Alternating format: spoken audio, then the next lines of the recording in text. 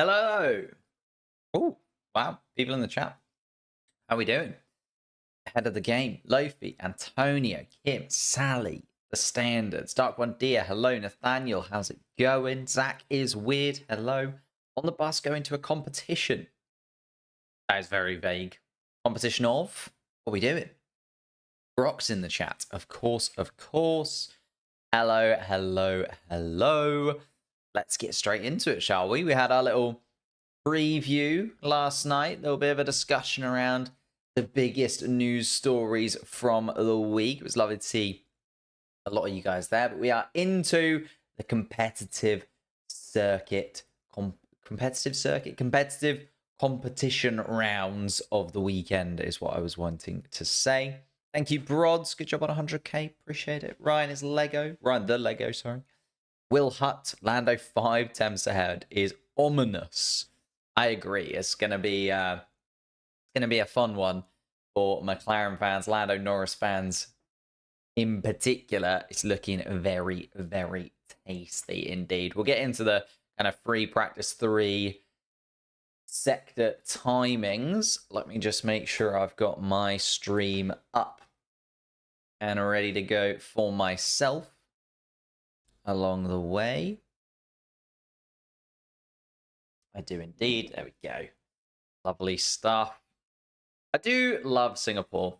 It has to be said. I feel like I should always make sure that people are aware. Obviously, the Singapore track in the background, slightly different. This little bump does not exist at the moment because they are doing some work on the grandstand that was there. That's why that bump is no longer in existence. But apparently the bump is coming back. So I'm okay with the sign having the little bump for now.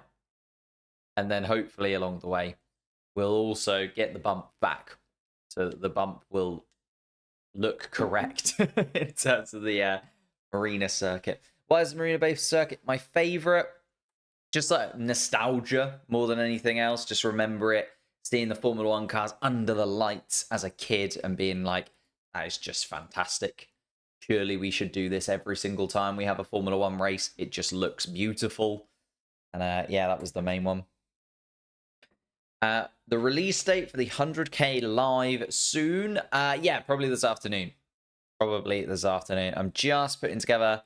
Well, actually, I might do it after the race tomorrow so that there aren't 2 lives on the channel kind of ready to go, if that makes sense. So I'm just putting together the thumbnail and some final little bits and pieces. The 100k special live will be up soon, though.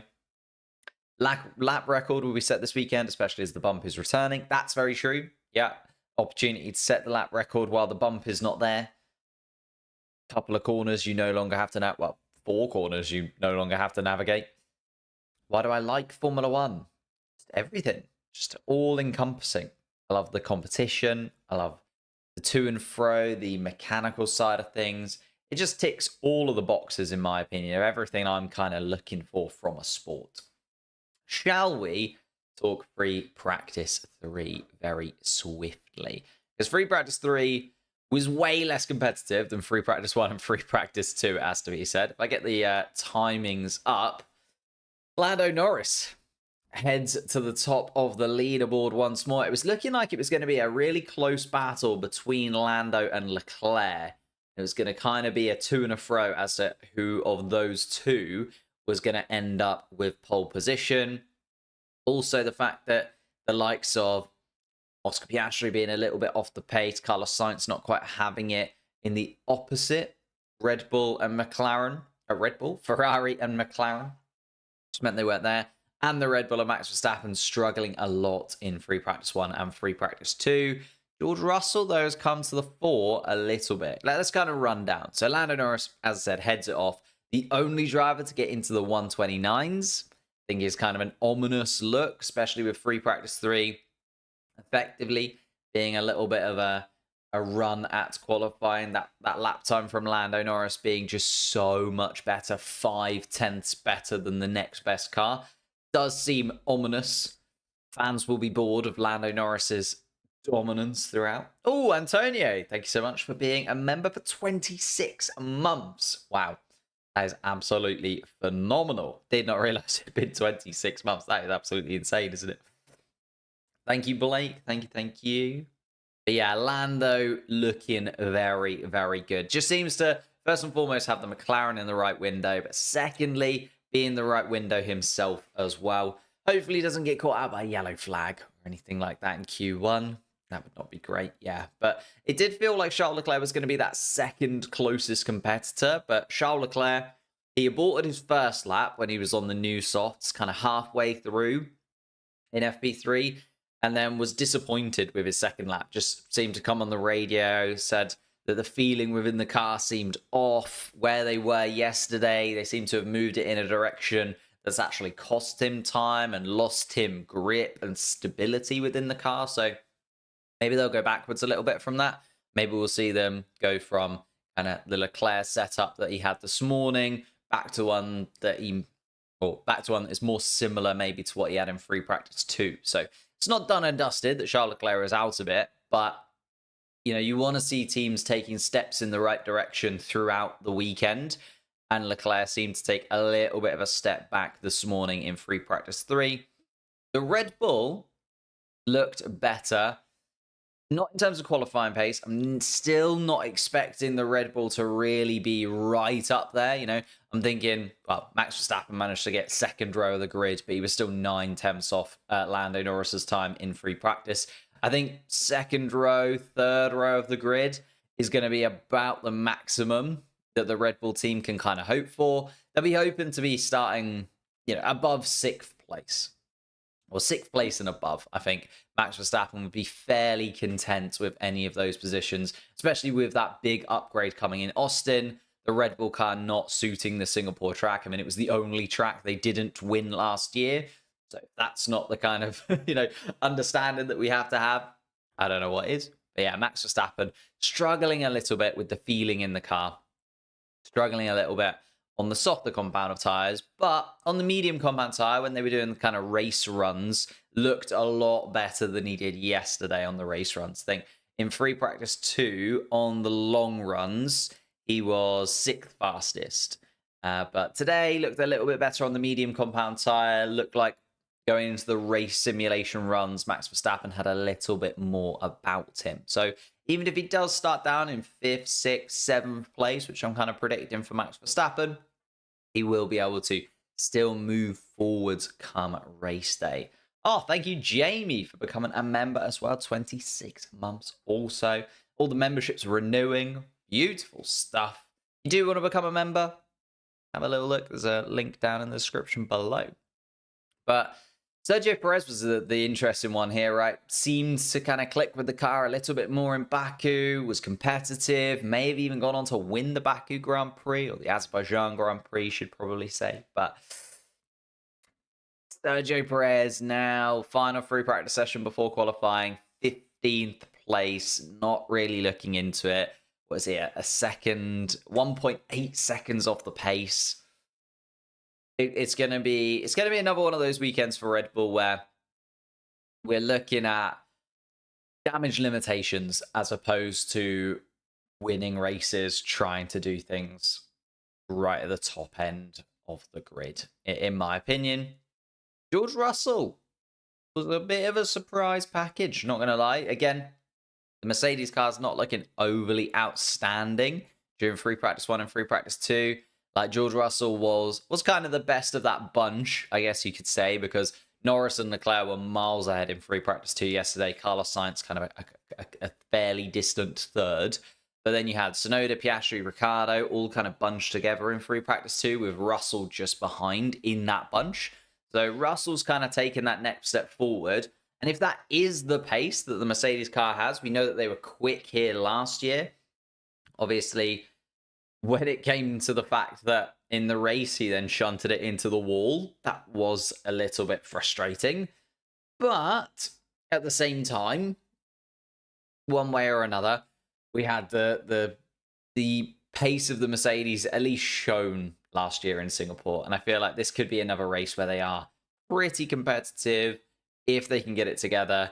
Lewis Hamilton's still really struggling, just about in front of the likes of Alex Albon and Colapinto that we'll talk about momentarily. Still in that pack, still in the top 14 pack is Lewis Hamilton, but the worst off of them. And you look at the fact that he's, 3 tenths off Charles Leclerc, 4 tenths off Max Verstappen, a second off of the likes of Lando Norris. Not Lewis Hamilton's vintage weekend by any stretch of the imagination at this point.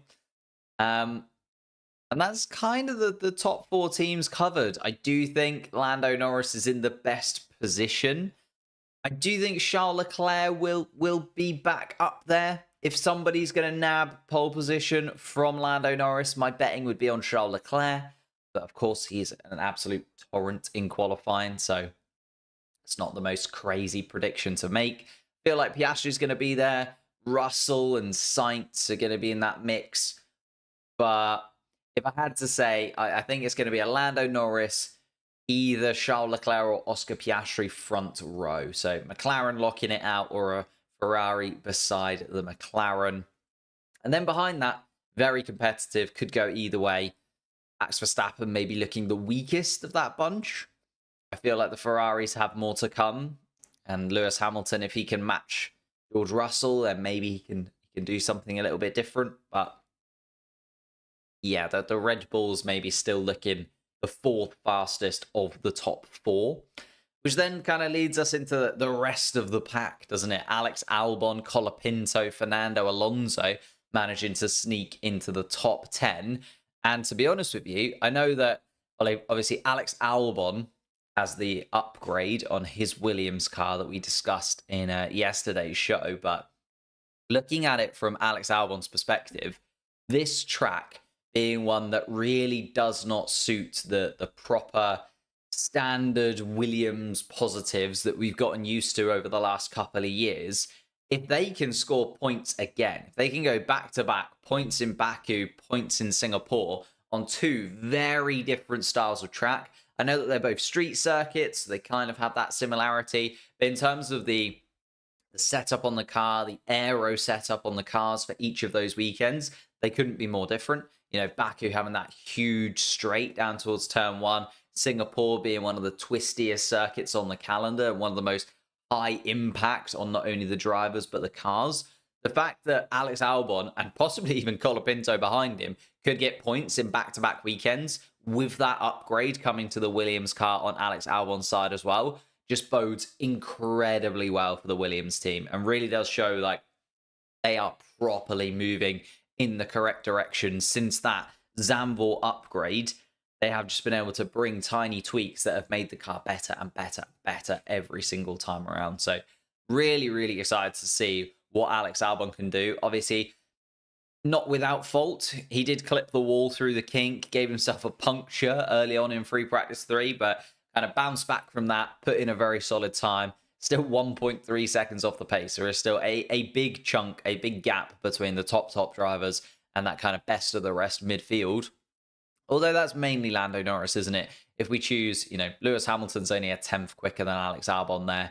Maybe Charles Leclerc being the most realistic expectation as like what the top 4 teams are going to get. So maybe, Alex Albon, Colapinto still just 3 tenths, 4 tenths off the proper kind of top 4 teams.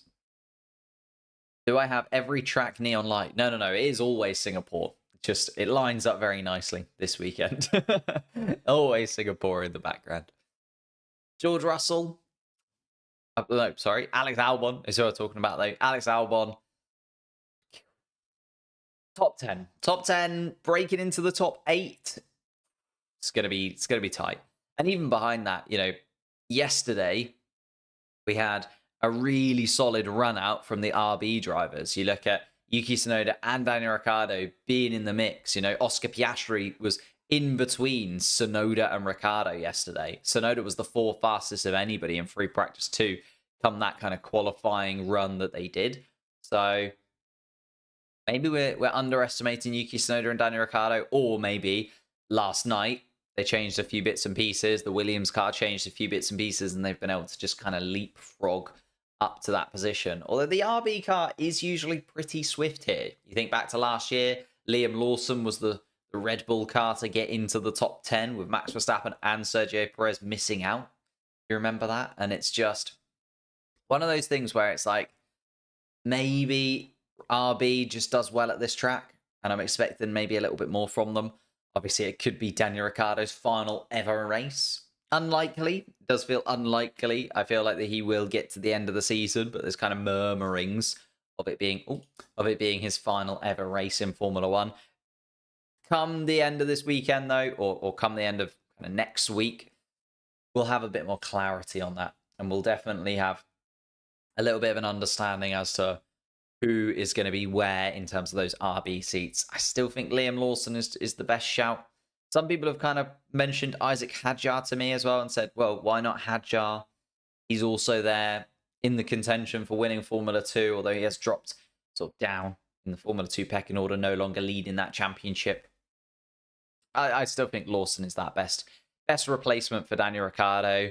Yuki Tsunoda will probably end up looking elsewhere in the next couple of seasons. It feels like he's on a very Gasly trajectory where he's not ever going to be able to get into that top Red Bull team.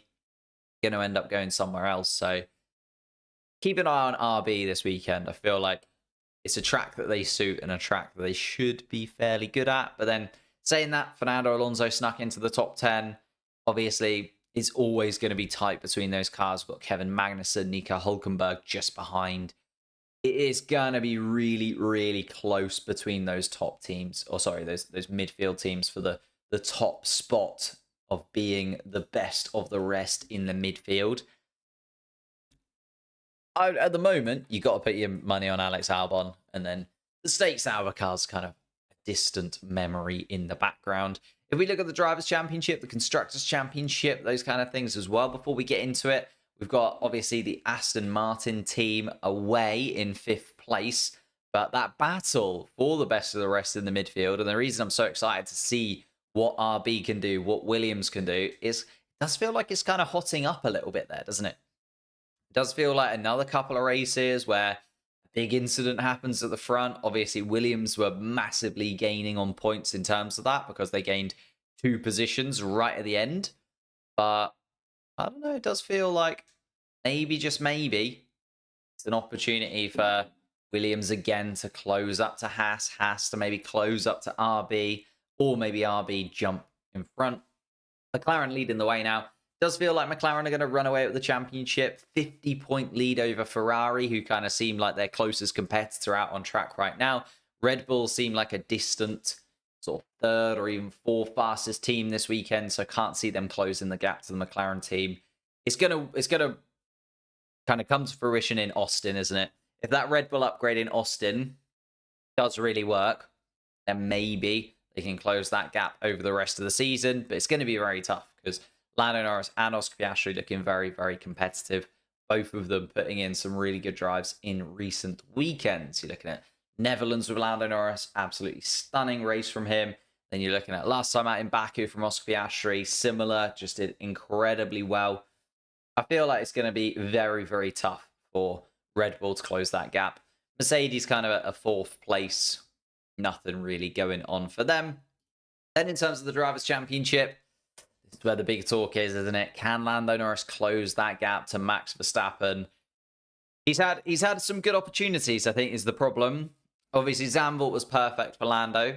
Monza, you could argue, maybe should have won, although Charles Leclerc was the better of the drivers in terms of strategy, and Charles Leclerc just absolutely drove incredibly well in Monza. So I can't take myself, even with a McLaren bias, I can't really see myself taking that victory away from Charles Leclerc in any way. You could argue the battle between Lando and Piastri kind of cost him, but I feel like Leclerc still would have come out on top, or at least very close to on top in Monza. Baku then, the qualifying, ruining that for Lando Norris. Obviously, only the 3 points gained last time out. Even with the fact that Sergio Perez and Carlos Sainz crashed out in front, Lando Norris was still only 1 place above Max Verstappen, still only gained 3 points on Max Verstappen in the championship. He needs to continue to average 8, and he's done sort of not quite that now, because gained 8 in Zandvoort, gained 8 in Monza, gained 3 in Baku. So this weekend needs to be that big swing, doesn't it? He needs at least one race where it is that huge swing to go from one way to another. They can match to win the World Championship. Oscar Piastri, Charles Leclerc. Is there a little bit of a battle there between those two? You could argue yes. You know, those two battling it out over the last 2 weekends. They have been 1-2 in the Monza and Baku, respectively, right? Kind of trading victories, those two.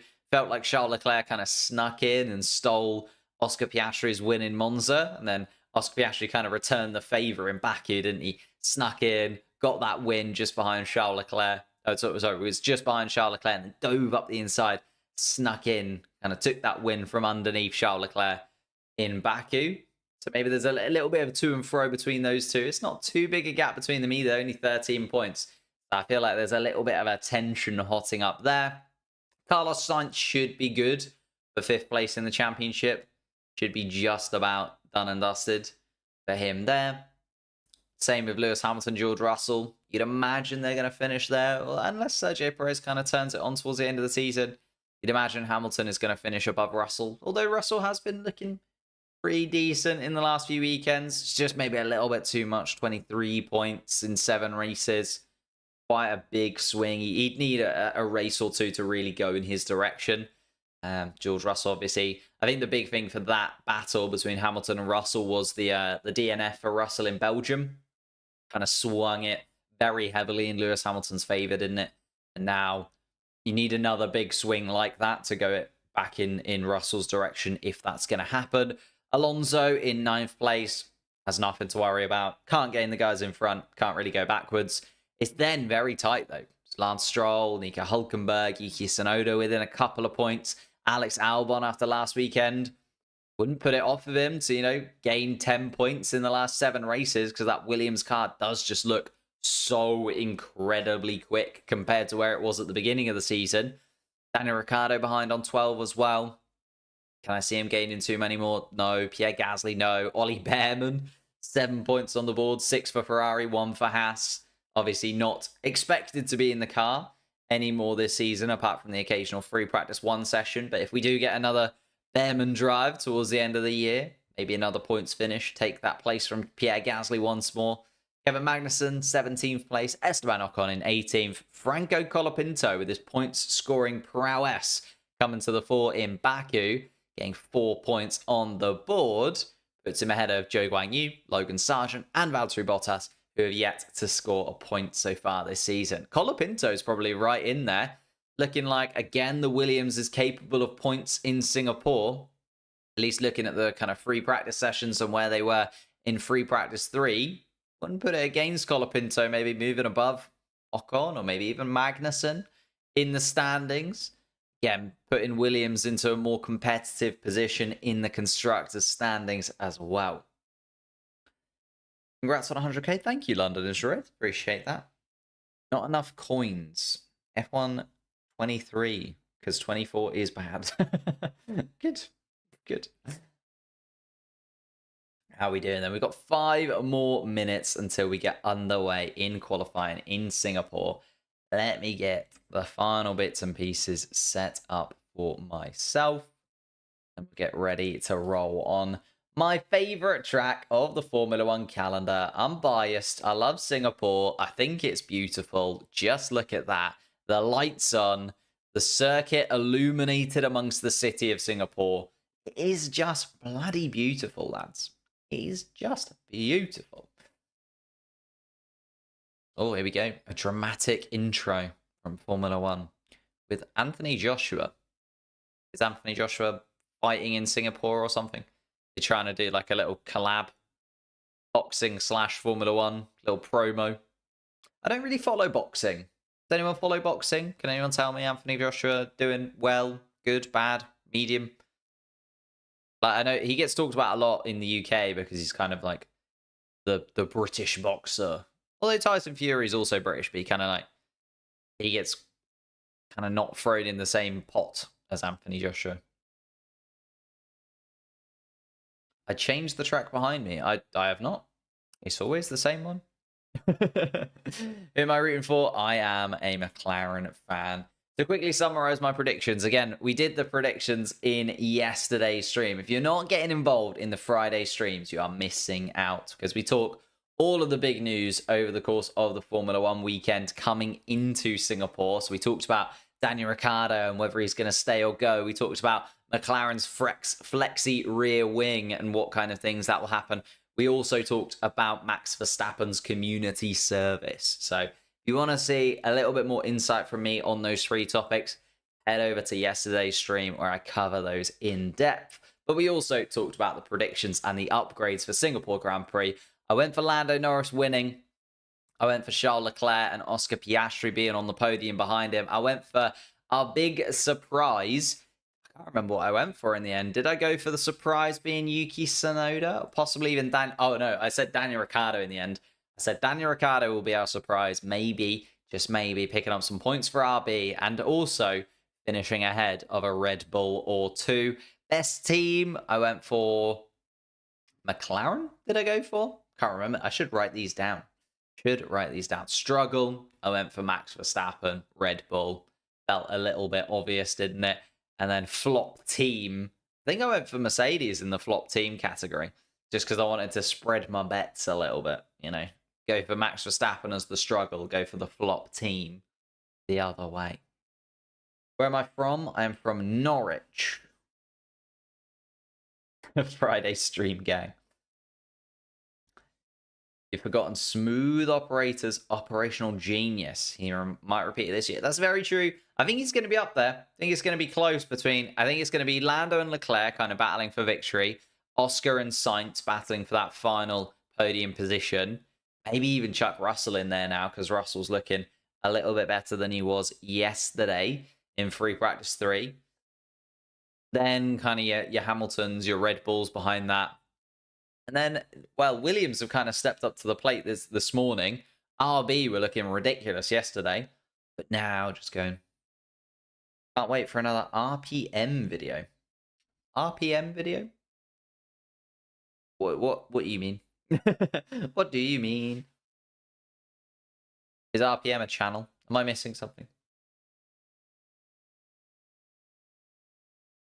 Yuki is the DNF specialist. Yeah, in the last couple of races, been pretty tough on old Yuki, isn't it?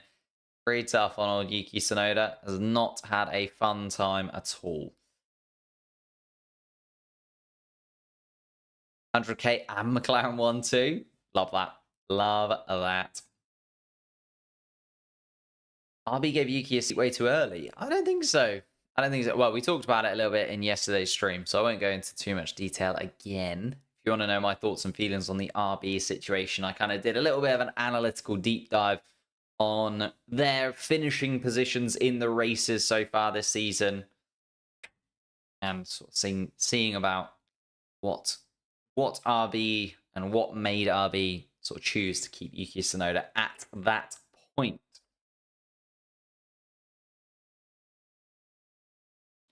How surprised was I when I saw McLaren becoming the fastest car of the year? I mean, I think as surprised as anybody. I don't think anyone kind of called it or expected it, to be honest. Heard of rocket-powered Mohawk? I have. I feel like we're at two very different ends of the spectrum in terms of content, if you know what I mean. I feel like there's a clear plethora of Formula One YouTubers. I feel like I sit very much at one end in comparison to rocket-powered Mohawk, who sits very much at the other end. But, you know, RPM is rocket-powered Mohawk. See, this is what I mean. I don't follow him closely. I feel like we are very, very different characters, which, you know, Formula One needs. You need some yin and yang. You need some ups and downs. Let's move into qualifying, though, shall we? Let's get the Singapore track up. Let's see what the guys are saying on the radio. Charles Leclerc, 1 minute to go.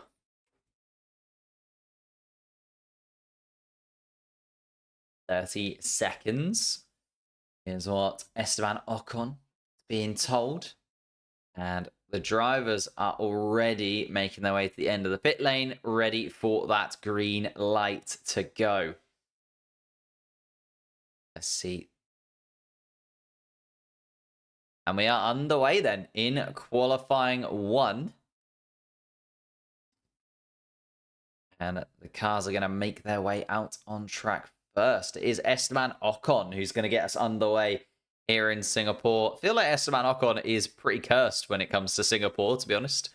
He has a tough time around Singapore. Was it Esteban Ocon? It was, wasn't it? Who ended up getting the underground sort of system back to the pit lane in his full racing gear a couple of years ago now. Esteban Ocon having a tough time around Singapore in the last couple of years. DNF last year as well. Why is my Singapore track on the wall different from the actual track? Because they're doing work on the grandstand that is this little bump. So that little bump does not exist at the moment. They're doing a little bit of work on it. It should be back soon. Unless they don't bring it back, and then it will just be different for the rest of time. Singapore's a great race. Lap 1 collisions. That is another thing about Singapore. I think there's been a safety car at Singapore every single year that we've raced here, right? Since 2008. Was that the first Singapore Grand Prix? Maybe. It's the first Singapore Grand Prix I watched. So every year at Singapore, there has been a safety car. So safety car expected, I would say. But there's been an inherent lack of safety cars in Formula One this season. A lot of the cars have been very, very good at keeping themselves within the white lines. Or even when they haven't, they've been fairly good at getting themselves to escape roads and various bits and pieces, rather than just sort of smashing into stuff, causing safety cars during the races. Even last weekend, probably should have been a safety car, but ended under virtual safety car because there was only one lap left. So, seemed a bit strange, but there we are. 100,000 subscribers, indeed. How do I feel? I've been with you since 300. Yeah, that's true. That is very, very true. Streaming Elden Ring on Twitch. What a journey.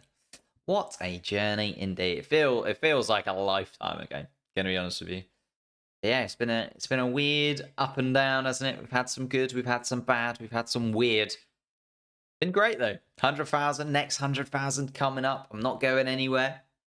I think the kind of next step for me is to try and be a little bit more consistent with just general long form content, and maybe get even, I know I try and get out at least 2 or 3 shorts a week, try and get out sort of 1 long form video a week, maybe upping that a little bit and seeing if I can sort of try and get a little bit more into my schedule. But again, I work a full-time job. I have other things going on in my life. So it is very, very tough to balance all the things, but I absolutely love what I do. Watch out for Russell. Had some small mishaps in practice 3. That's very crash. And also, oh, you meant watch out for Russell in a negative. I was thinking watch out for Russell in a positive. I think George Russell suddenly kind of came to the fore in free practice 3 and maybe is in the mix for those kind of podium places where he did not look like it was going to be. Get a silver play button with all of our names written on it. I think that would take a very long time to write everybody's names on it. Not gonna lie. But yeah, a silver play button should... I don't know how you order one, to be honest. Haven't looked into that yet. Just been kind of basking in it, enjoying the fact that we've kind of hit that milestone.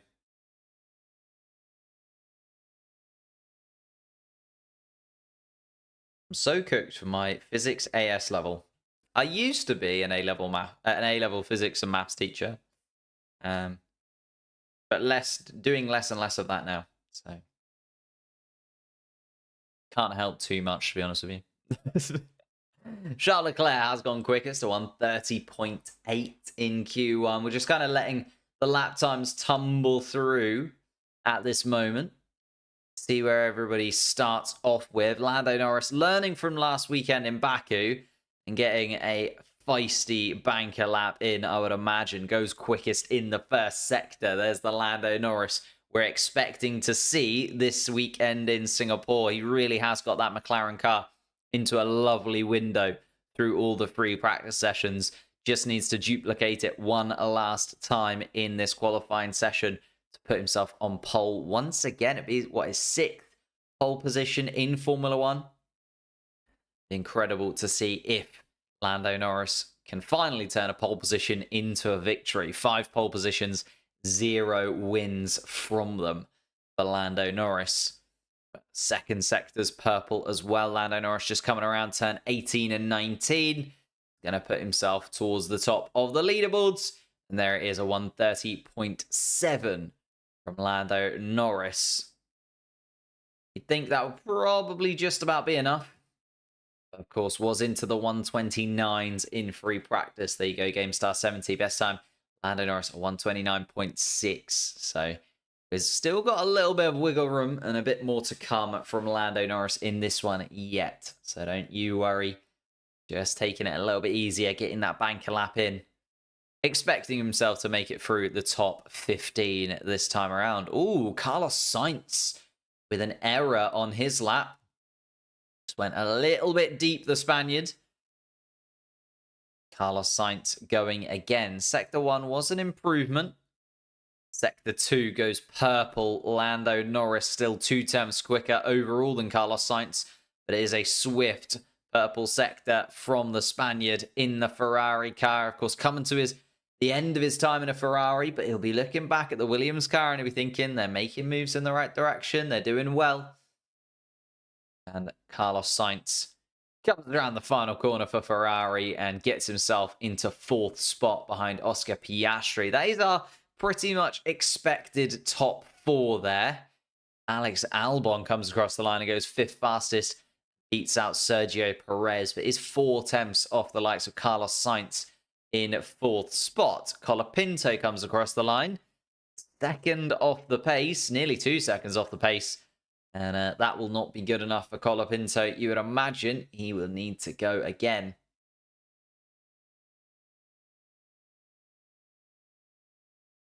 After 6 weeks, YouTube sends a redemption code for the play button, I think. There you go. Oh, wait. 6 weeks. Lewis Hamilton bumping around. Lewis Hamilton. That Mercedes car not looking super stable underneath the 7-time world champion, but rinsing some time out of it. Maybe he's talked to George Russell over the course of this morning and has set up his car slightly differently. He's a 10th off Lando Norris's lap time through that middle sector. Oh, and Carlos Sainz failing to follow race directions instructions. Oh, didn't go down the escape road when he went off, did Carlos Sainz? And is under investigation from the stewards. So I'll keep you updated on that one. That would be a real dampener for the Spaniards weekend. Of course, won here last time out. The only race not won by a Red Bull last season went to Carlos Sainz here in Singapore. It was a tough race as well. It was very close. Lando Norris behind in 2nd. Lewis Hamilton ended up finishing in 3rd, but both of the Mercedes cars were hunting down the top 2. Franco Colapinto, oof, a little bit out of shape, but keeps it out of the wall. Does the rookie? No, sorry, just glances the wall.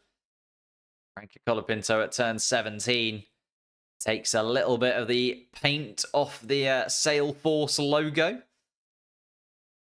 Continues on. Colapinto trying to keep it clean this weekend. Did really well last weekend to get himself some points on the board. Max Verstappen has just gone quickest in the first sector of anybody so far. It's a green middle sector from Verstappen, of course, his first flying lap. Hamilton on the radio. The rear still sliding a lot, which is interesting because Mercedes and Red Bull are running a slightly higher downforce rear wing than the likes of McLaren and Ferrari. So you'd assume that their rear end would be a little bit more planted, but Verstappen comes across the line. He's a 10th off Lando Norris's lap time, even with a purple first sector. Charles Leclerc also going for it in the Ferrari. Nico Hülkenberg just snuck into the top 5 and is 2.5 tenths off Lando Norris's pace. Kevin Magnussen also up into the top 10. Alonso there in 7th, Magnussen 8th, Tsunoda 9th, Hamilton 10th. Of course, we are only looking for those bottom 5 drivers, which Colapinto joins as Esteban Ocon goes quicker in his Alpine. Daniel Ricciardo, the man now on the button and under pressure to perform. Zhou Guanyu, only 16th fastest from him. So Joe, Colapinto, Stroll, Bottas and Gasly, the 5 drivers that need to improve or they'll be out of qualifying and out of the session. Carlos Sainz, yellow in the middle sector. Not a vintage lap from Carlos, but all eyes on him this time around. Doesn't improve, unfortunately. That second time around for Carlos Sainz was a used set, or the same set of soft compound tyres he was using beforehand. Hamilton, Albon, Russell, Perez, and Ricciardo making their way into the pits. Those 5 most under pressure. Gasly only goes 16th fastest though. Ooh, and a little snap and a slide. Max Verstappen catches it, the Red Bull driver, and doesn't manage to barrel into the barriers this time around. But a lot of the drivers just kind of finding their limits. Charles Leclerc also catching the car and keeping the Ferrari out of the wall. You can see the drivers just amping up a little bit, finding the limits of the cars that they are in. And there's the mistake from Pierre Gasly that meant he was only 16th fastest overall. And there's the mistake from Carlos Sainz as to why he did not improve. Carlos Sainz in a little bit out of shape through the chicane, the rear end of the car stepping out. Ollie Behrman in the Ferrari garage. 7 points on the board so far for him this season. 6 of them in Ferrari red. He'll be looking at those Ferrari seats for the future, of course, joining Haas for next season. But maybe he's the long-term replacement for Charles Leclerc or Lewis Hamilton at Ferrari. Sergio Perez in the pits. 14th fastest at the moment. 0.8 of a second off the pace. And still need more from Sergio Perez this time around.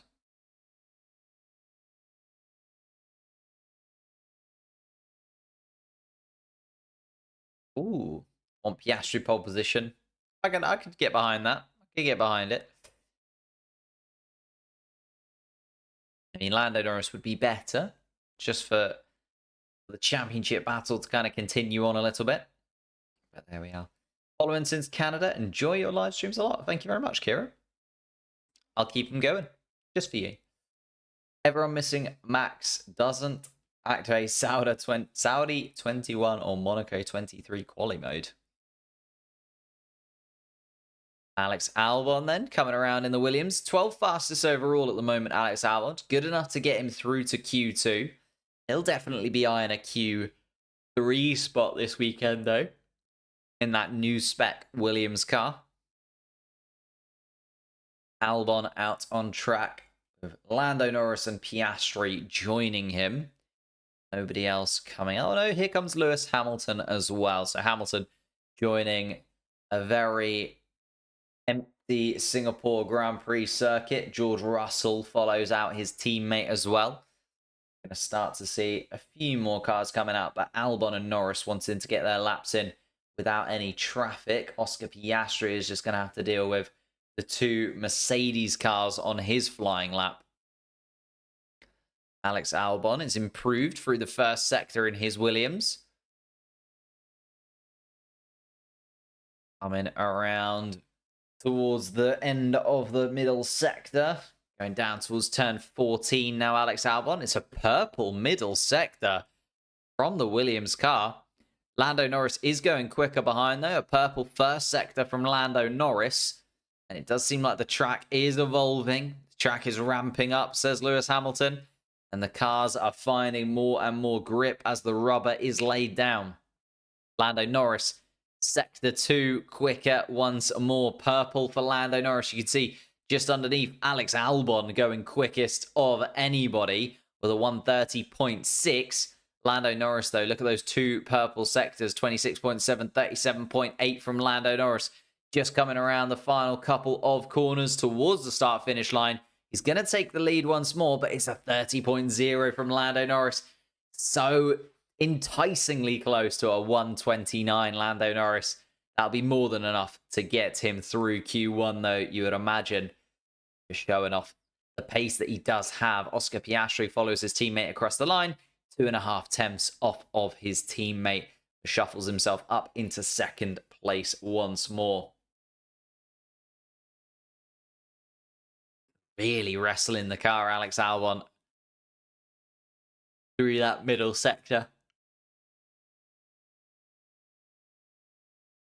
Here comes Lewis Hamilton then. Hamilton was out on track first of the rest, behind Norris, Albon and Piastri. Let's see if Lewis Hamilton can improve. 12 fastest at the moment, 13 fastest his teammate Russell. The top teams under pressure. Hamilton, Russell, Perez all down in that area where you would expect the likes of Gasly, Colapinto, Ricciardo maybe even to improve and put those guys under a bit of pressure. Everybody out on track, all 20 cars trying to find their way around Singapore, trying to battle their way into a position where they can just get a little bit of clean air. That's all they need, isn't it? Just a tiny little bit of clean air is what all the cars are vying for. That's so tough to come about, especially in these kind of circuits where it is very tight, very compact. Street circuit of Singapore. George Russell, 6.5 tenths off the pace of Lando Norris through the middle sector. Sergio Perez only 5 tenths,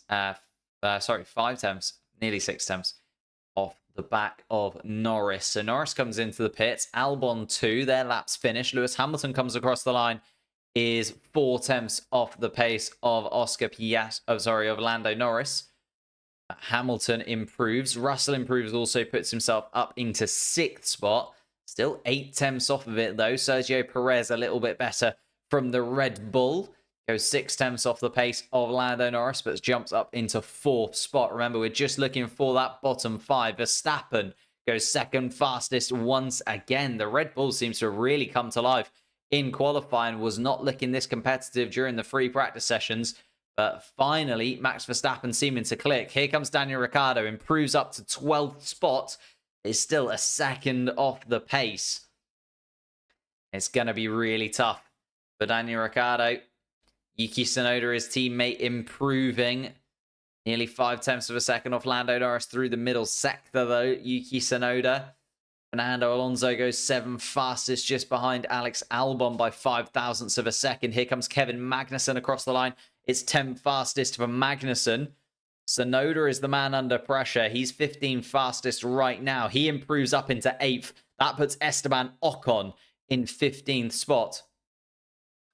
And George Russell very, very upset about the car that he's got underneath him.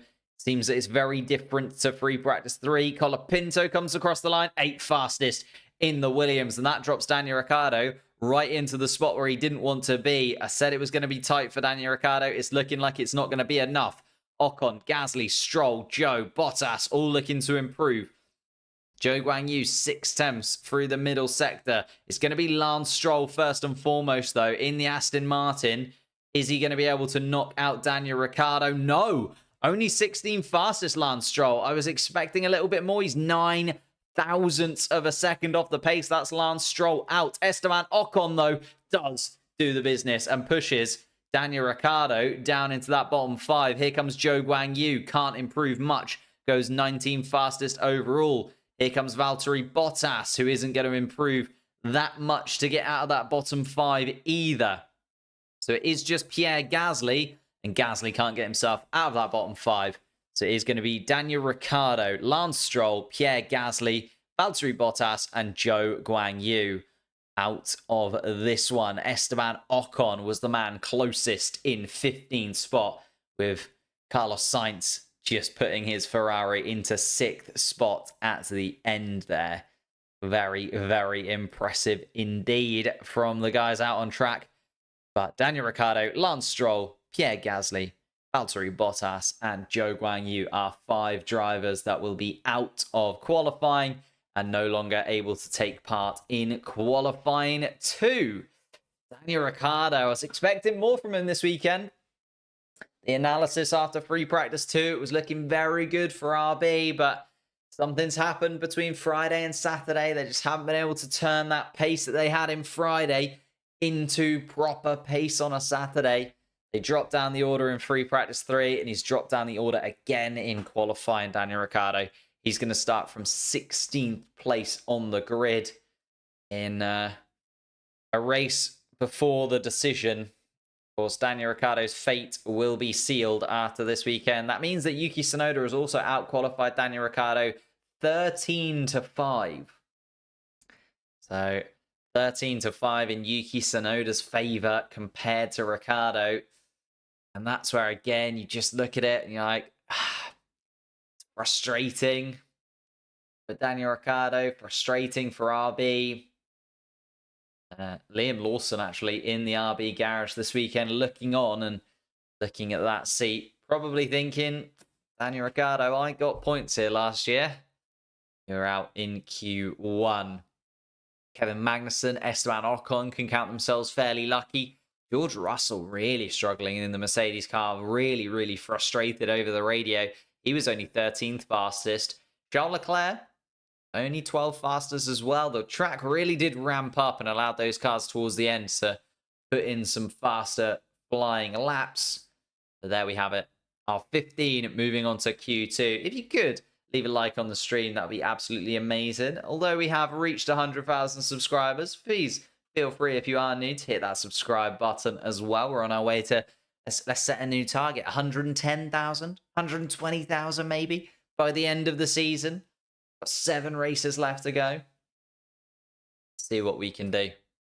110,000 would be pretty insane if we can get that before Abu Dhabi in December. What is the qualifying matchup this year between Tsunoda and Ricciardo? Quite lopsided. Yeah, it's 13-5 in Tsunoda's favor. What do you think? Do you think Strolovic? Very good. Strolovic will go to Aston's project in the WEC. No, he's signed up, isn't he? He's Lance Stroll signed up for 2025 and 2026.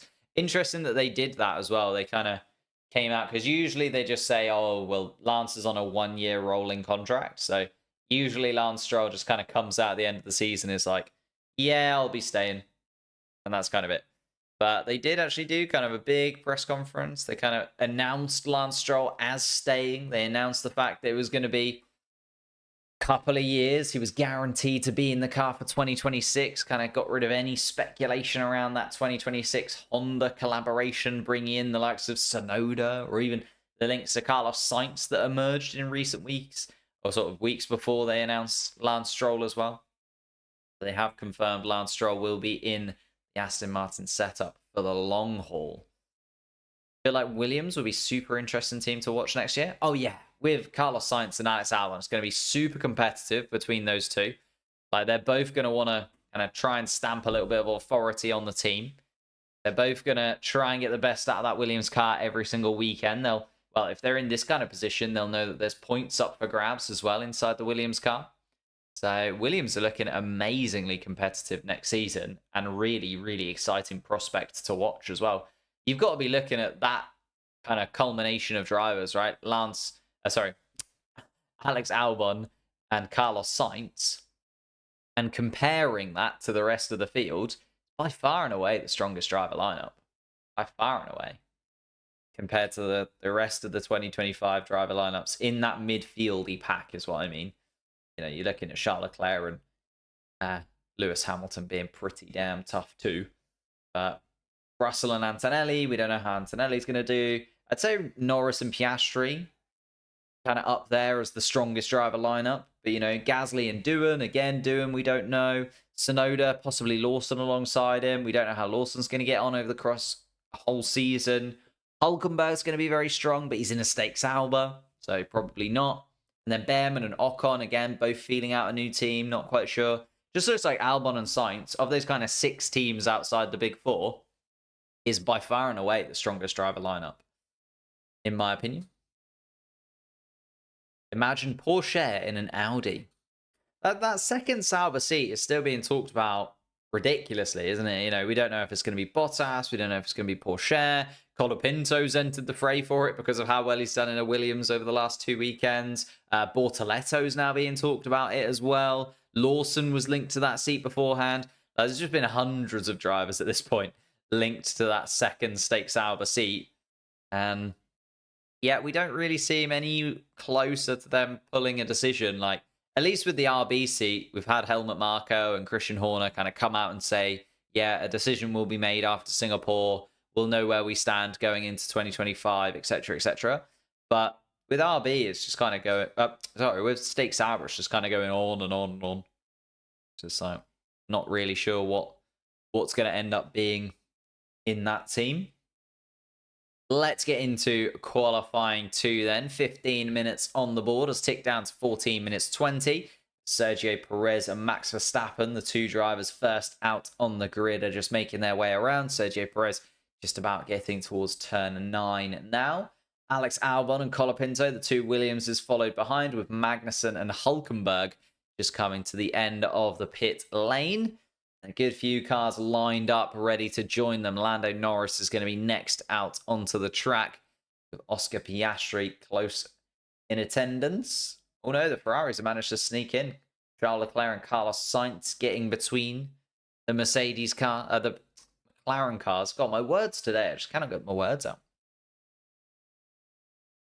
Piastri, though, out on track now for McLaren. So we've got 2 Red Bulls, 2 Williamses, 2 Hasses, 2 McLarens, 2 Ferraris. Yuki Tsunoda comes out as the sole RB driver in the denim look. RB team. Esteban Ocon also coming out as the sole Alpine left in qualifying. Fernando Alonso also the only Aston Martin left in play. If you didn't manage to catch it, qualifying 1, Daniel Ricciardo, Lance Stroll, Pierre Gasly, Valtteri Bottas, and Zhou Guanyu, the 5 drivers that were not good enough and ended up out of qualifying. Once more, we're looking for our top 10 in qualifying 2 for the Singapore Grand Prix weekend. Sergio Perez doing his best to be the man who is going to be amongst it. Good first sector from Sergio Perez. Keep an eye on Max Verstappen's time just behind. The 2 Red Bulls setting the standard in qualifying 1. First sector, 26.8 from Perez, but 26.7 from Verstappen. Teammate already finding a 10th on the other Red Bull. Albon and Colapinto to follow. Thank you, Moon the Stormkeeper, for subscribing to the channel. What a name. Red Bull's out early. Indeed, yeah, Red Bulls. Maybe wanted just a little bit of clean air, but the problem is with this kind of circuit is you come out, you get some clean air on your initial lap, your warm-up lap, but then your actual flying lap, you can see Sergio Perez is having to make his way past Carlos Sainz, past Charles Leclerc. Going to be catching up to the back of some other cars soon. It's just a little bit less fun than you'd want it to be. Max Verstappen, though, still having the better run of the 2 Red Bull drivers. Sergio Perez on 130.6. Not ridiculously quick from the Mexican. And that was a new set of tyres as well. Verstappen on a used set. Oh! Verstappen gets all out of shape at turn 19. No, oh, nearly loses the Red Bull car. Still manages to go 2.5 tenths quicker than Sergio Perez, but that was right on the limit for Verstappen. Could have easily seen a Verstappen crash there. Did really well to gather the car back up again as he made his way around turn 18 and 19. Logan Sargent being removed. Williams pace after removing Sargent. Up. I mean, yeah, there has also been some upgrades on the car, we do have to say. It's just we didn't get to see those upgrades with Logan Sargent because he smashed them up in Zandvoort. So that's kind of the main issue that he had. And there we go. Oh, track limits, of course. Yeah, Max Verstappen's lap time deleted for track limits. He was miles off the circuit, to be fair. Nico Hulkenberg in the Haas goes quickest of anybody with a 130.3. Perez, Magnussen, Albon, and Colapinto, the 5 drivers with laps completed on the board. But here comes Lando Norris. And again, he just teases us.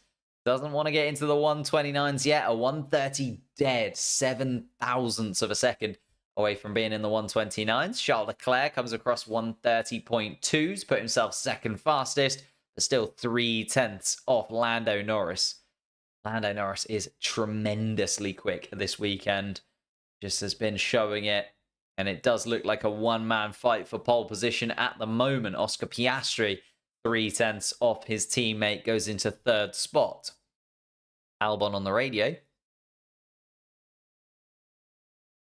What are we doing with the tyres? Nothing, absolutely nothing. So Albon not very happy at all, possibly with the temperature of the tyres.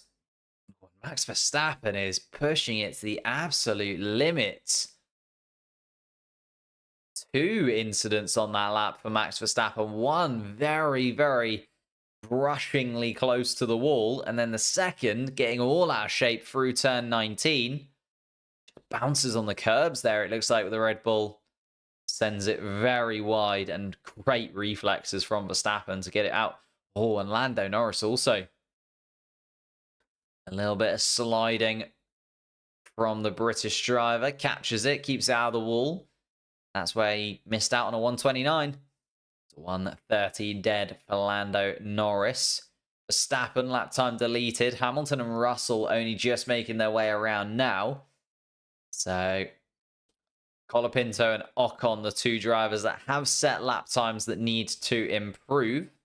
You'd imagine Hamilton and Russell will get themselves up into the top 10. That'll put Albon and Alonso in the drop zone as well. Lewis Hamilton coming around the first sector. George Russell also. 26.7 from Hamilton through the first sector. 26.8 for Russell. A little bit slower from George Russell in the second Mercedes out on track. Keep an eye on those 2 Mercedes times.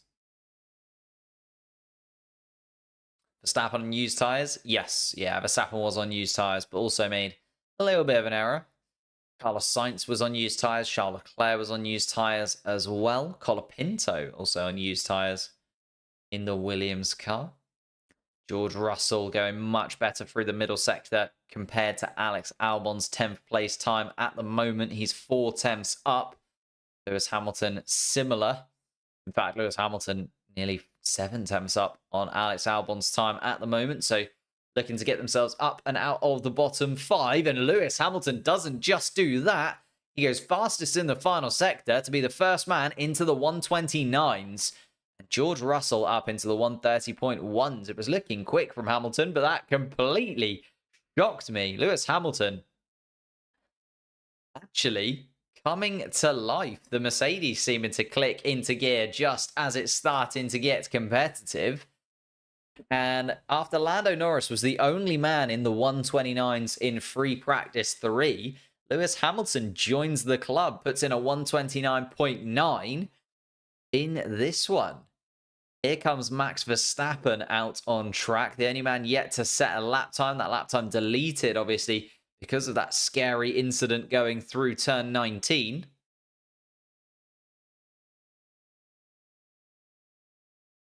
And George Russell still on the radio, complaining, struggling. Can't find the grip that he had in free practice.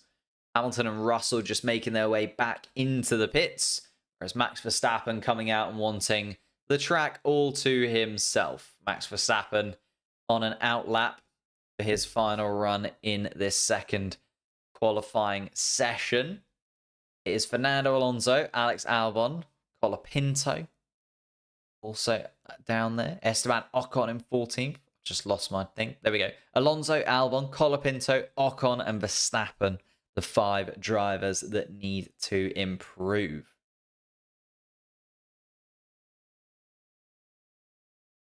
Turn on subscribers only mode. Who is this? He's trying to spam us in live chat. I've never really thought about putting it on subscriber only mode. Maybe I should. Now we've hit 100,000. There's enough of you, right? there's enough subscribers to warrant it. Bit more of an incentive to subscribe. Hit that like button as well, please. That'd be absolutely amazing. Actually, should we see how many likes we got? I remember how many likes we got in last week's qualifying. So last week's qualifying in Azerbaijan, we got 282 likes. That is your goal. In Monza, though, we managed to get nearly 400 likes. Just saying, if everybody hits it, it can become the most liked qualifying that we've had in this second half of the season. So well worth doing as Max Verstappen starts his final flying lap. Let's zone back in once more. Verstappen. Keep an eye on these sector timings. Lewis Hamilton, the man to beat at the moment. He was a 36.3 through the first sector. Verstappen DRS wide open. Is a 10th up on Lewis Hamilton. 26.6 from Verstappen through that first sector. Let's see how he does in sector 2 as well. Getting so tight to the walls, Verstappen.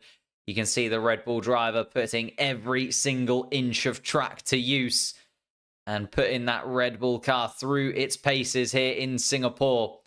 He suddenly found a little bit more pace. He believes that he can do better than it has been in the free practice sessions this weekend. Downhill, purple through the middle sector as well from Verstappen. Gaining and gaining. He was a second quicker than Kevin Magnussen's. That puts him a 10th or so quicker than Lewis Hamilton. But Hamilton's final sector was pretty good. Verstappen now. Final couple of corners once more for Verstappen. Doesn't get himself out of shape this time around. DRS open. It's quickest from Verstappen. A 129.6 really does put a cat amongst the pigeons. Max Verstappen turning up the heat when required. Was under pressure there, Verstappen, as well, after that first lap time had been deleted. Doesn't have enough time to go around once more. That is going to be it for Max Verstappen in this one, but a 29.6, more than enough to get him through into Q3, you would imagine. Here comes the rest of the traffic then. Piastri, Ocon, Leclerc, Sainz, all going to be starting to come around and start their final flying laps too. Just so tight to the walls, Verstappen. It is millimeters in terms of the margins that he is leaving out on track. He is not wasting any time. Step in the rear end out through the chicane as well. A lovely little bit of slide from Max Verstappen. Verstappen and Hamilton 1 and 2. Look at that. They're in 2021 all over again. Lando Norris, though, 3/10 off the pace so far. We'll be looking to dive down those couple of drivers ahead of him. 2 minutes to go in the session. Esteban Ocon is the slowest man out on track. Is now going for another flying lap. Isn't quicker than Sergio Perez through that first sector. Unfortunately for the Alpine, it's looking very tough indeed. Charles Leclerc, though, goes purple with a 26.5. 26.5 through that first sector. Carlos Sainz, though, cannot go quicker than his teammate and can't go quicker than Max Verstappen either. Esteban Ocon still on board with the Alpine, trying to fight for his position in the top 10. At the moment, it's Hülkenberg and Tsunoda. Standard too, it has to be said, over the course of this season. We've seen Hülkenberg and Tsunoda make it through into Q3 quite a few times between them. They have scored the most points of those drivers down there. 22 points apiece for Hülkenberg and Tsunoda. Oscar Piastri finds 0.04 of a second on Verstappen to put himself top of the timing sheets in this one. Still a lot of times yet to come. Esteban Ocon across the line, only 11 fastest. That's going to be Esteban Ocon out of qualifying in this one then. Here comes Charles Leclerc, third fastest for the Ferrari. Drops a 10th to Oscar Piastri over the course of his lap. Carlos Sainz was right under pressure at the end of at the end of qualifying 1. Gets himself up into 6th place again. That's where he ended Q1. Q2 back up there once more. Fernando Alonso, 13th fastest at the moment out on track. Can he improve? Alex Albon is also going fairly quick in the Williams car. He's a 10th up on Sergio Perez's 10th place time. Fernando Alonso does put himself up into the top 10. That puts Sergio Perez down into the bottom 5. Sergio Perez just coming around turn 13. I'll keep an eye on his lap times as he's now under pressure. Alex Albon comes across the line. It's 10th fastest as he takes the checkered flag. So Albon needs everybody in the bottom 5 to stay where they are. Here comes his teammate Colapinto. Only 11th fastest for Colapinto.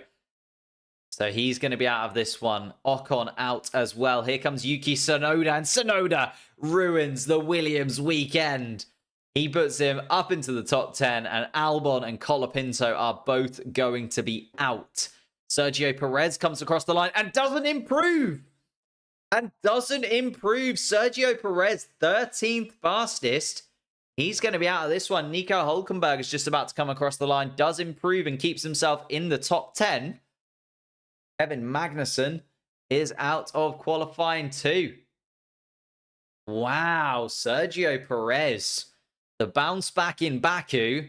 Suddenly, the realization that he's back where he started. 13th place for Sergio Perez. And out of qualifying. That opened the door to Fernando Alonso to be that third kind of midfieldy driver to get up into the top 10. It is the 3 you expect, isn't it? Alonso, Hülkenberg, Tsunoda. Generally speaking, throughout the season, they've been the 3 you've had your eye on when it came to those point-scoring places and Q3 appearances. Just a shame for Williams. It was going to be a tough weekend for Williams. It was always going to be a difficult track for them. It doesn't suit their car by any stretch of the imagination. Alex Albon, 0.02 of a second separate him from Fernando Alonso and separate him from getting through to Q3. So it is Albon, Colapinto, Perez, Magnussen, and Ocon who joined the bottom 5. Daniel Ricciardo, Lance Stroll, Pierre Gasly, Valtteri Bottas, and Zhou Guanyu out of qualifying. They are our 11th place to 20th place runners come tomorrow's starting grid. Piastri, Verstappen, Leclerc, Hamilton, Norris, Sainz, Hülkenberg, Russell, Tsunoda, and Alonso find themselves in that top 10 and find themselves vying for pole position. I'm really excited to see Hülkenberg versus Tsunoda. Who's going to come out on top there? Hülkenberg had the better of it in that qualifying 2 session. It's going to be close between those two. And of course, both on 22 points in the driver's standings. An opportunity not only to separate themselves from one another, but only 2 points to Lance Stroll as well. Lance Stroll catchable for both of those drivers in the driver's standings. Put yourself up into the top 10. Be amazing for either Hülkenberg or Tsunoda to cement themselves there for the season. And got Fernando Alonso in there as well. Always best of the rest. 9th place in the driver's standings. Absolutely flying once more in the Aston Martin. He's just able to find pace when he's in that Aston Martin groove, isn't he? Then the battle for the pole position place is what I wanted to say. Piastri tops the timing sheets there with a 129.6. Verstappen 0.04 of a second off. It's going to be very, very close indeed between those top 4 teams. Hamilton seeming to find a little bit of pace, but ended up 0.3 off of it. George Russell really struggling in the other Mercedes car. See, it's just Sergio Perez again, isn't it? Is the problem. You look at that top 4, the top 8 drivers in the driver standings, the top 4 teams, however you want to frame it. It always seems to be Sergio Perez that is the man that is not there. And I know that's not entirely his fault. And I don't want to drag Sergio Perez's name through the mud. I do think he's a very, very good Formula 1 driver. I was very, very pleased for him to stay on the grid when he got that seat at Red Bull. But it does just feel like every single time around, not quite there. Alex Albon frustrated. Colapinto. Yeah, Colapinto super tight. 0.03 of a second. Look how tight it was actually between Fernando Alonso, Albon, and Colapinto. Almost nothing separating those 3. Perez, though, a 10th off in comparison to making it through.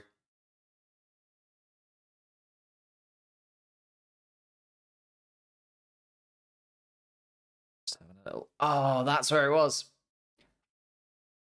tiny little shuffle in Alex Albon's car just cost him a touch.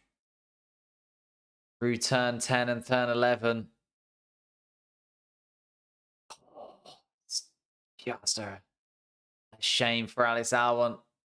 Tiniest of margins. It's not a massive drop in pace or anything like that from Alex Albon, but just a touch frustrating for him. Let's have a look at Sergio Perez. Turn 16, 17. Oh my goodness me. Yeah, you can see Sergio Perez really wrestling with the car through 16 and 17. Sergio Perez out then. Daniel Ricciardo out of the Red Bull drivers. Yuki Tsunoda and Max Verstappen representing Red Bull in the top 10. 10 drivers left in this one. The battle for pole position just about to come. We need to talk more about Piastri's quali lap. I mean, it was good. It's good. But the problem is you can't go too early. It's an amazing lap.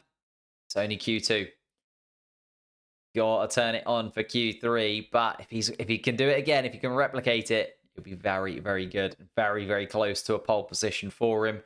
If we could hit the like button on the stream as well, whilst we're kind of waiting, watching. Oh.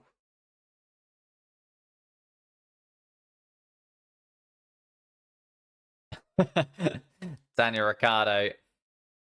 Frustrated, but in good spirits. Classic Daniel Ricciardo, finding a little bit to laugh about, even though he did drop out in 16th place.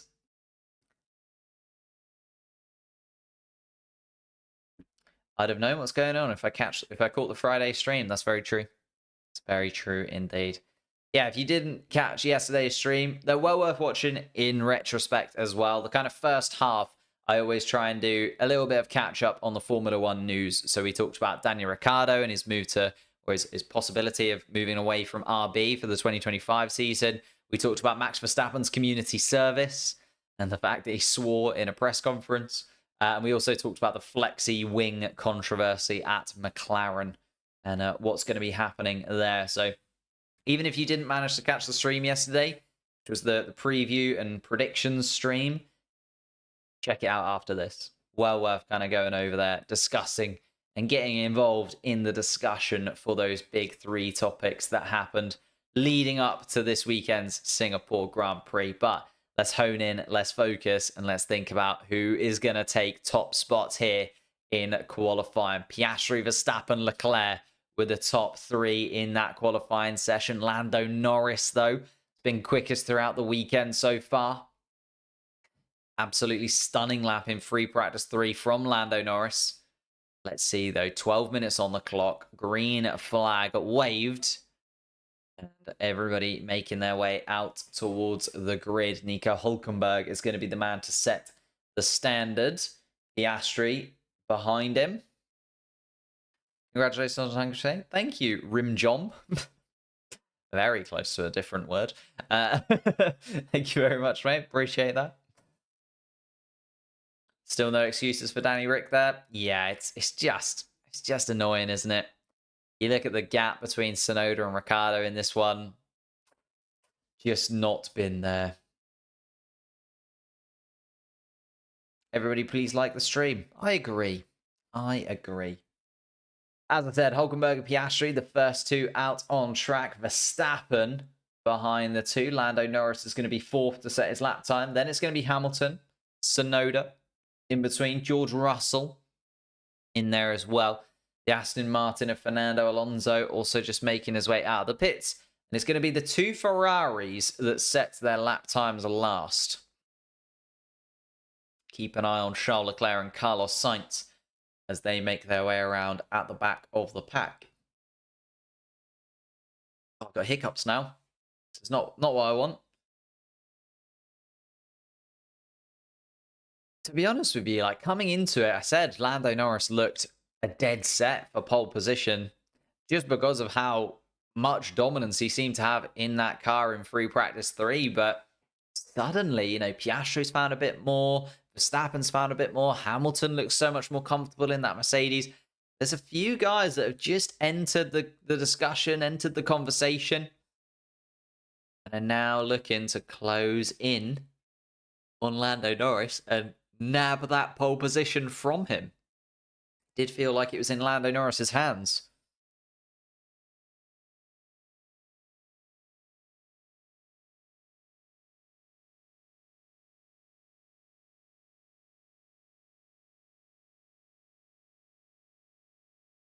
Here we go then. Hulkenberg, let's keep an eye on his first sector time as it comes through. He's just making his way around turn 6 towards turn 7 is Nico Hulkenberg.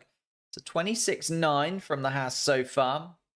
Piastri's going to follow him around though. See if he improves upon that. Piastri, 26.6. So 3 tenths of a second found already from Oscar Piastri compared to Nico Hulkenberg. Hulkenberg not really in a battle for pole position, though, is he? Hulkenberg looking at Tsunoda and Alonso and wanting to get the best of those. Max Verstappen, though, goes quickest in the first sector of anybody so far. Only 2 drivers ahead of him. Lando Norris is next up on the road behind Verstappen. Just coming through towards turn 7 now. There we go. Lando Norris nabs the purple first sector from Verstappen. It does feel like every driver coming around just improving that little bit more. Piastri quicker than Hulkenberg through the middle sector. Let's see how Verstappen lines up compared to the Australian. Lewis Hamilton not quite as quick as Lando Norris through that first sector of 26.5 to Lando Norris's, well, 26.50 to 26.55. Okay, very tight between the top drivers still. Verstappen is quicker than Piastri through that final. Oh! Someone's gone off. It's going to be Carlos Sainz. Carlos Sainz into the wall at the final corner, and that's a red flag on the session. Just as I was watching Piastri come across the start-finish line, I saw the Ferrari flash across the back of the screen. The Ferrari team frustrated. Carlos Sainz was gearing up for his flying lap and just lost the rear end of the Ferrari there. And that was a big shunt. He lost that at high speed, the Ferrari car. Brent Vasseur looks on frustrated. The Ferrari garage shake their heads. And that is going to be Carlos Sainz out of this qualifying session, starting 10th, if not worse, if they need to change any components at the back of that Ferrari car. The whole rear end into the wall, that rear wing destroyed. Suspensions on both sides, but looking like both wheels are completely out of shape. And maybe the rear right tyre is okay. The rear left tyre completely out of it, though. Let's have a little look at the onboard from Carlos Sainz here. So he gets out of the way of Oscar Piastri, as I was sort of saying. Starting like, oh, he lets Piastri through. Gets on the curbs. Wasn't the biggest shunt in the world. Looked worse than actually the onboard. And just huge snap there. And yeah, Carlos Sainz says, doesn't know. Cold tyres, dirty air. Carlos Sainz nowhere near enough grip going into turn 18 and 19. Loses the rear end of that Ferrari and plants the rear wing into the barriers. Red flags the session. He's made his way out of the car and is fine. Carlos Sainz just making his way back into the pits as his teammate Charles Leclerc makes his way past in his car. That is going to be the session done and dusted for Carlos Sainz. Last time's winner, of course. Took the victory here in Singapore last season.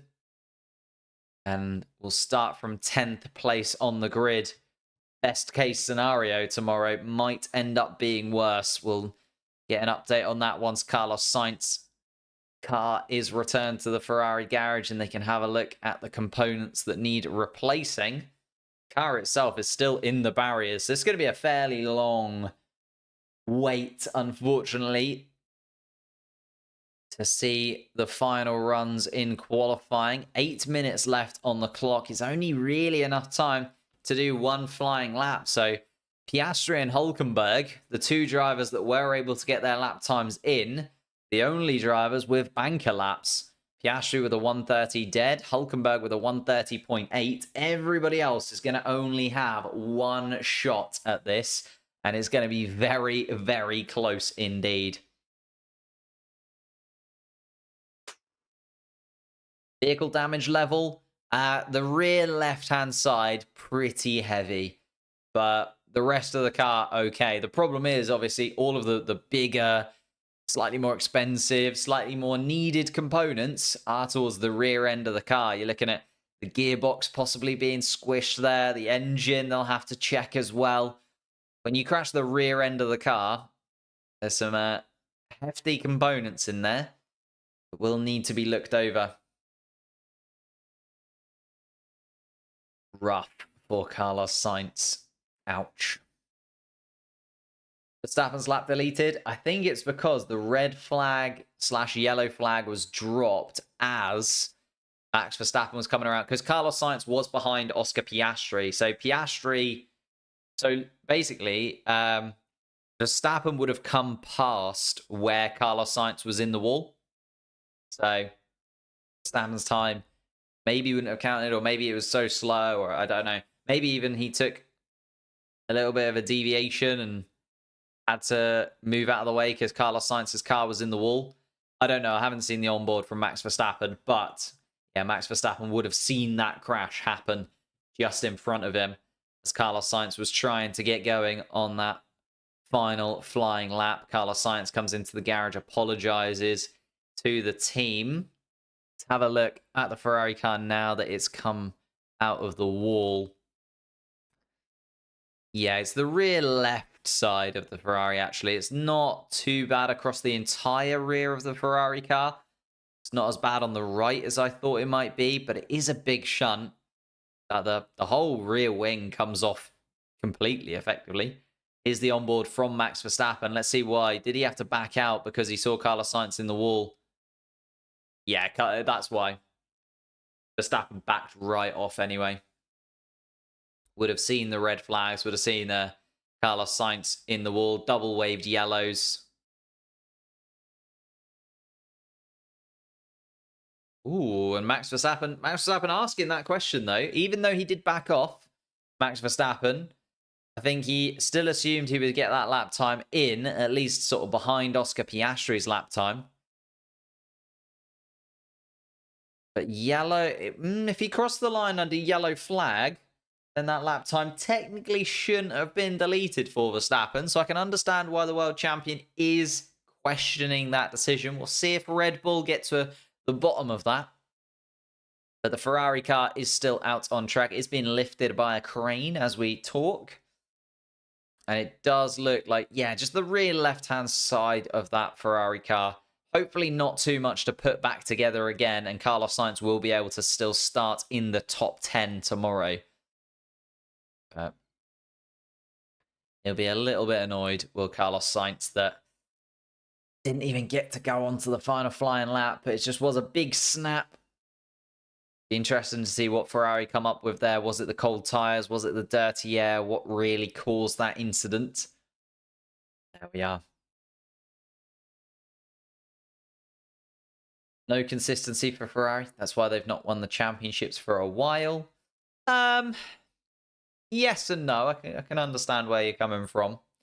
I think it's been more operationally, hasn't it, over the last few seasons where Ferrari have really fallen down. Ferrari, a lot of the time, have come under a lot of criticism for, you know, strategies, for pit stops, for not quite getting their car into the right position. Also, there's been times where it has been that the drivers have been, as you say, a little bit less consistent. There's been times where Charles Leclerc has gone through race stints where he's just not looked on the pace or has put his car in the barriers. Now the same from Carlos Sainz. Carlos Sainz went through a real tough time 2023 where he's putting into the gravel. Australia is the one that jumps to mind straight away, but sort of the beginning of the season for Carlos Sainz in 2023 was very, very tough. So big problem there for Carlos Sainz, which has led to that Ferrari in the barriers, but is now off the track. They're just putting the Tech Pro barrier back together again. Just around turn 19, and then we should be underway once more. If you have joined the stream, or if you are enjoying the stream, hit a like on it. Subscribe to the channel if you are new. I have no idea how many likes we've got, actually, on the stream so far. We're aiming for, let's aim for like 300 likes, shall we? I reckon we can get 300 likes on the stream during this red flag. We might even be already there. Because I can't see the live likes because it's not loading for me for some reason. And there we have it. Lando 2 purples, so unlucky. I mean, a lot of drivers were looking quick there, yeah. Hamilton with a pretty solid first sector as well. Hamilton a little shaky through the middle sector, though, to be fair. So, you know, maybe wasn't there. George Russell a 10th off of it when it came to that first sector. It did feel like Norris, Hamilton were going to improve quite dramatically, or at least get into the kind of 129s like we'd seen. Because Oscar Piastri with a 130 is not a ridiculously quick time by any stretch of the imagination.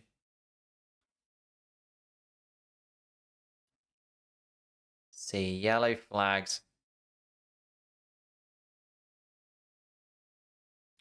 Yeah, it was double waved yellows. Here we go. Let's see if we got some clarity on why Max Verstappen's lap time was deleted.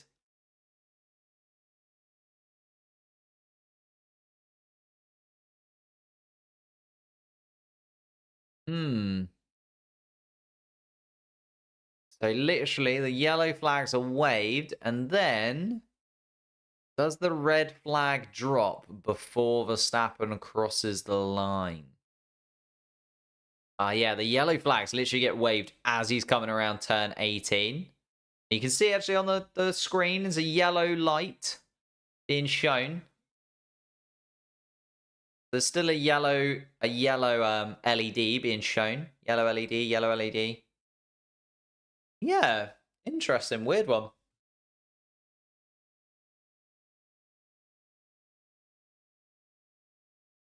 It's a yellow LED being shown and yellow flags being waved, so I'm not sure why that lap time was deleted.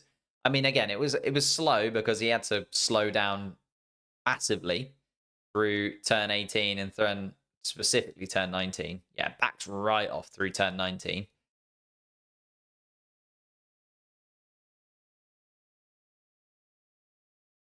Just listening through turn 18. Yeah, backs off. Boom. Lifted off completely. So it should be all right. But also, yeah, weird they didn't go through because it looks like it's only yellow flags being waved at that point. There's no red flag. And yeah, you see the red flag come out after he crosses the line. And yeah, Verstappen on the radio saying he lifted but couldn't see the car. Didn't see it. Already past 300. Well, got to set a new goal, haven't we? Got to set a new goal. What was it again for Monza? Monza qualifying was 394 likes. That's been the most since the summer break. And possibly the most overall. I know, Hungary, 470. 500 likes is like the most we've had on a qualifying session this season. Could we get that? You know, 500 likes, celebrating 100,000 subscribers, getting on there. My favorite track of the year. Can I do more to sell you on it?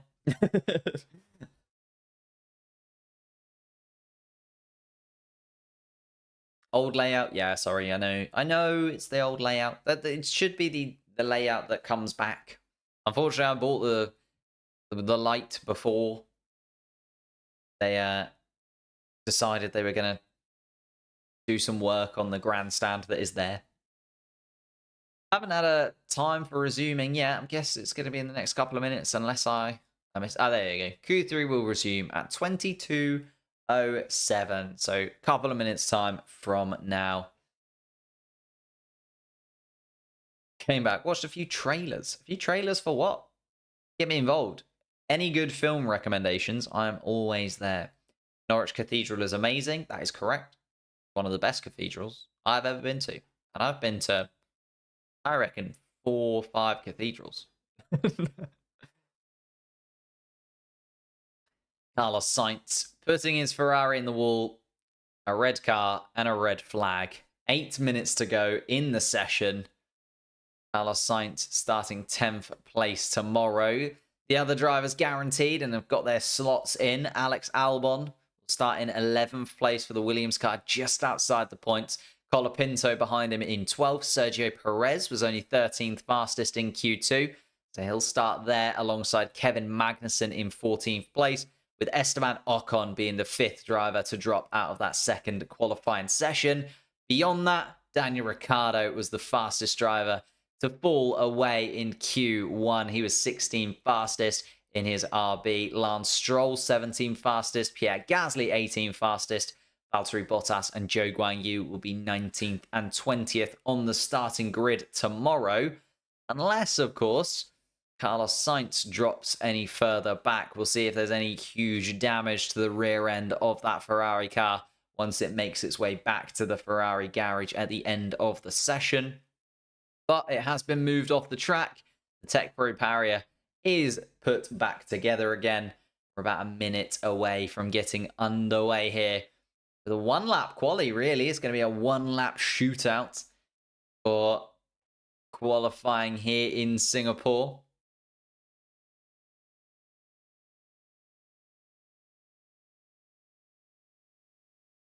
Sergio Perez saying that overtaking will be difficult, but fairly positive and wanting to move forwards from being in 13th place tomorrow. Saying the right things there, Sergio Perez, of course. Mate, can we please restart already? We're getting there. It's like 30 seconds away, maybe less. Problem is, there's not going to be cars out on track very quickly after the restart, I would imagine. Just because 8 minutes left on the clock, there's only really enough time to do one lap, in my opinion.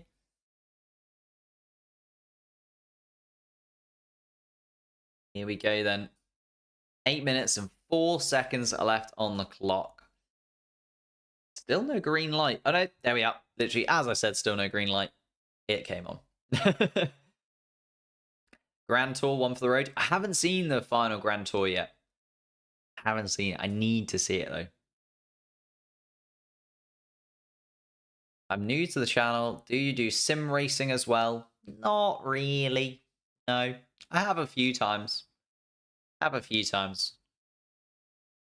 Maybe like over the off season, sort of over the winter break. But generally speaking, I'm just not very good at it. Like, people don't want to watch me do it because I'm just not very good at it. Ready for Champions League predictions? We've only had the first round. Got 7 rounds left to go before we even get into the knockout stages. Lord only knows who's going to be good in May, June time. Man City, Real Madrid. I just sort of list off the obvious ones. Liverpool. Come on. Norwich City fan? Yes and no. Yes and no. I try and go as often as I can.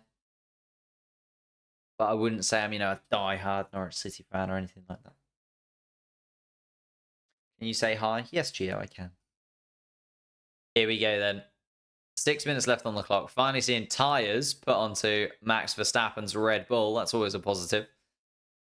The drivers will come out in a couple of minutes' time. We're almost looking at this as the second run in qualifying.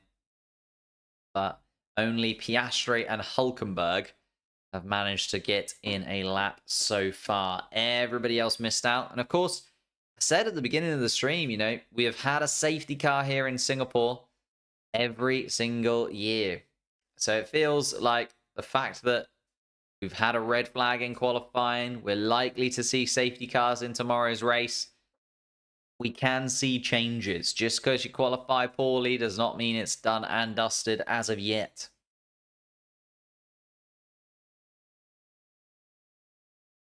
Sainz, another potential penalty? Yeah. Not a fun weekend for Carlos Sainz. Not a fun qualifying session at all.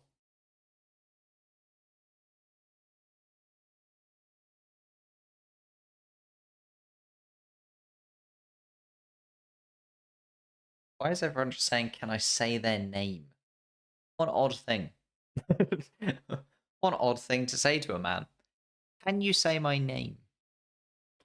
Daniel Ricciardo and Carlos Sainz as minions. Oh no, it's Charles Leclerc. I thought it was Daniel Ricciardo because of the curly hair. Charles Leclerc and Carlos Sainz as minions. Not one I've seen before. An interesting choice. 5 minutes on the board then. Still another minute or so, to be honest, until the cars are going to make their way out on track, I feel. Verstappen, unlucky to get that lap time deleted. The red flag coming out as he crossed the finish line, so frustrating. Norris will also be frustrated. Purple in the first and second sectors, although he was only just behind Max Verstappen. Oh, Charles Leclerc. He's going to be the first man to make a move in the Ferrari. Charles Leclerc on the floor, at least. Tyres touching tarmac for Charles Leclerc's Ferrari car. But not yet given the go-ahead.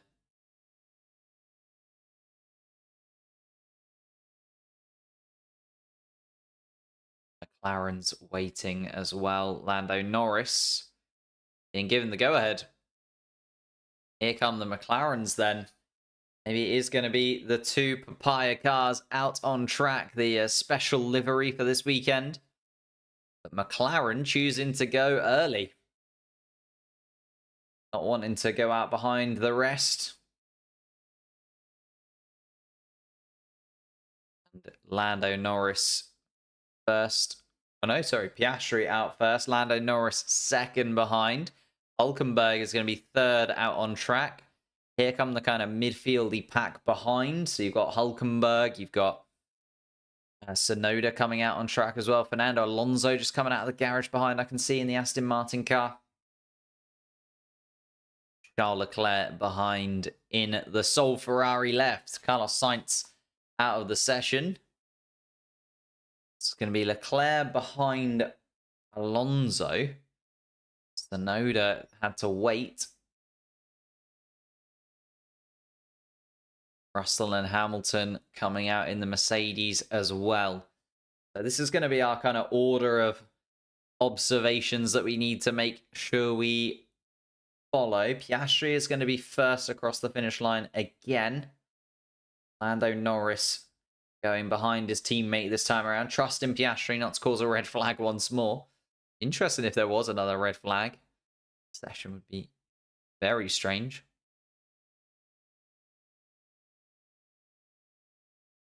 Tsunoda on the radio being told, look, George Russell's going particularly slow and you want to get out there, get in front.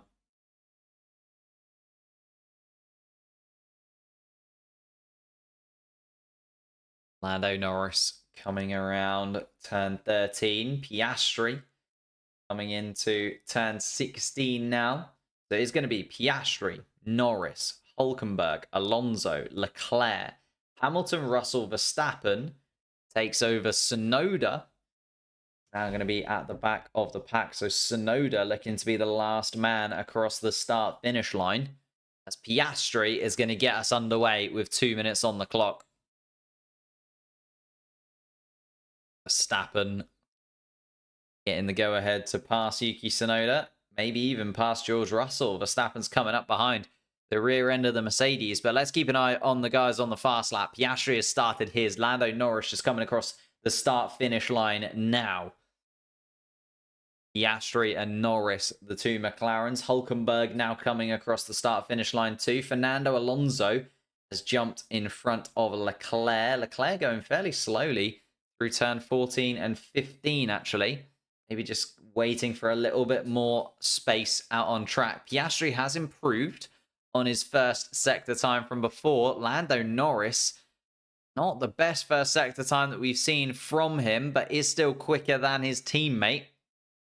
Was purple through the first sector last time around though, Lando Norris. So Piastri now coming around turn 13. Norris making his way towards turn 10. Verstappen has managed to get in front of Russell. There's going to be Hamilton, Verstappen, Russell. Tsunoda still the last man across the start-finish line. That's Piastri now coming around turn 15. It's improved once more from Piastri through the middle sector. A 129 looks like it's incoming for the Australian. Lando Norris just coming towards the end of the second sector. And it's purple for Lando Norris there. He's found 4/10 on his teammate's last lap time. Piastri, though, is improving. Piastri, no, only up to a 130. A poor final sector. A 129.9, not as quick as I was expecting. Lando Norris, though, is flying through the middle sector. Can he do the same through the final sector? Around the last corner, Norris comes and goes top of the timing sheets by 4.5 tenths. Lando Norris, a 129.5. Nico Hülkenberg is next across the start-finish line. Can he improve on his lap time? Doesn't look like it. Just a 130.1 from Nico Hülkenberg. Charles Leclerc, Lewis Hamilton, and Verstappen not improving on Lando Norris's time through the first sector. Also struggling through the second sector as well as Charles Leclerc. So it's looking like the Ferrari isn't going to be able to make an impact on Lando Norris there. Lando Norris absolutely flown into it. Fernando Alonso crosses the line. He'll start behind Nico Hülkenberg in the Haas. But all eyes on Leclerc, Hamilton, and Verstappen. Leclerc comes across the line. Only fourth fastest. Leclerc is going to start behind the Haas of Nico Hülkenberg. Hamilton not improving. Verstappen not improving. Russell not improving. Hamilton only good enough for second, but it's still 3 tenths off the pace here in Singapore. Verstappen is poor through the first and second sectors compared to where he was before, but it's good enough for second fastest overall. 2 tenths up and gets himself behind. Here comes George Russell. Russell goes 4th fastest ahead of Piastri and the other McLaren. And Yuki Tsunoda, the last man across the line. Charles Leclerc. Lap time deleted. Ferrari, both cars. No lap time for Q3. It's Lando Norris who takes pole position as predicted. Max Verstappen, though, on the weekend where Verstappen is supposed to be slowest, he's still there. 2nd place behind Lando Norris and breathing down the neck of his championship competitor. Lewis Hamilton in 3rd. George Russell in 4th. Back-to-back for the Mercedes drivers. Oscar Piastri will be frustrated with 5th. Nico Hülkenberg starting up in the top 6. Goodness gracious me. Nico Hülkenberg absolutely flying. Fernando Alonso behind in 7th. Yuki Tsunoda in 8th.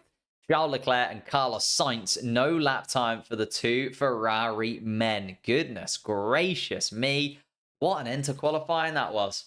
Lando Norris, though, slots himself in front of the number 1 and will start first on the grid.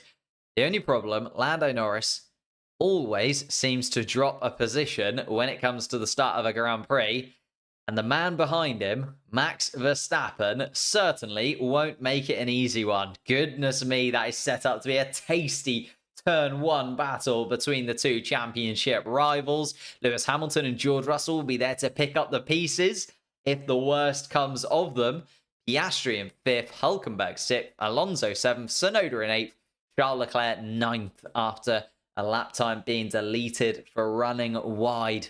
Charles Leclerc will be very annoyed with that. Looked like he was in contention for pole this weekend after the first couple of free practice sessions. Nowhere near in 9th place. Carlos Sainz will start at best in 10th tomorrow after his collision with the barriers caused that red flag. Alex Albon and Franco Colapinto will start in 11th and 12th place for Williams, just behind Sergio Perez in 13th, Kevin Magnussen 14th, and Esteban Ocon 15th place. Those 5 drivers dropping out of Q2. And then the drivers that didn't make it that far, the drivers that dropped out in Q1, with Daniel Ricciardo in 16th place, Lance Stroll 17th, Pierre Gasly 18th, and the 2 Stake Sauber cars, Valtteri Bottas and Zhou Guanyu at the back of the pack. Thank you guys so much for watching on this 100,000 subscriber weekend. Much appreciated. And we'll be back once again for the full Singapore Grand Prix tomorrow afternoon. Ciao, ciao. Bye.